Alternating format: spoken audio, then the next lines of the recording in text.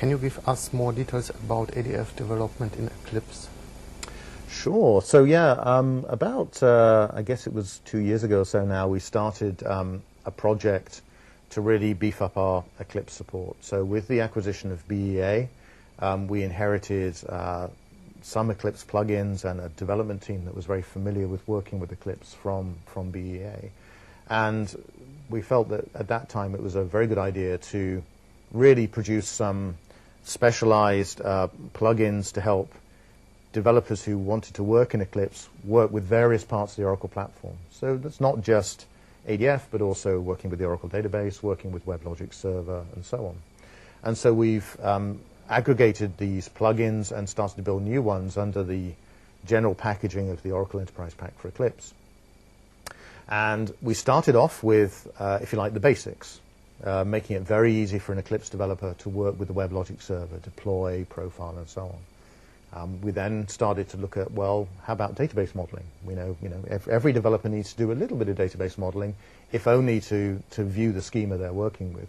And so we added those database features into OEPE. And then the next phase really has been to start to add on the added value of the ADF framework into Eclipse.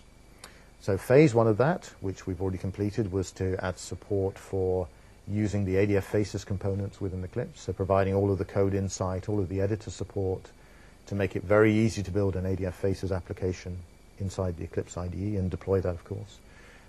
In the most recent release, which came out a month or so ago, we had added the capability to build ADF task flows, which are a key part of ADF technology. Task flows are these units of work, this packaging of both user interface and service in a way that we can reuse across multiple applications. A great way of partitioning an application into smaller workable chunks when you're developing. So they're a key part of the ADF technology, and those are in Eclipse now as well.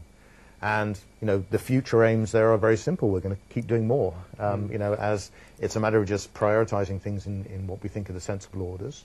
So the next target for us is very much looking at data binding. ADF data binding, of course, is a key part of the framework. So introducing data binding support, particularly for both EJB and SOAP-based and RESTful web services, because those are very much the kind of applications that people are building within the Eclipse platform. It's very much a kind of EJB-biased audience. So we'll provide them with the tooling they need to use those services with ADF. So it's a pretty exciting time. We're moving forward very fast with that. One of the nice things about the Oracle Enterprise Pack for Eclipse, it has a very regular and very predictable release cycle.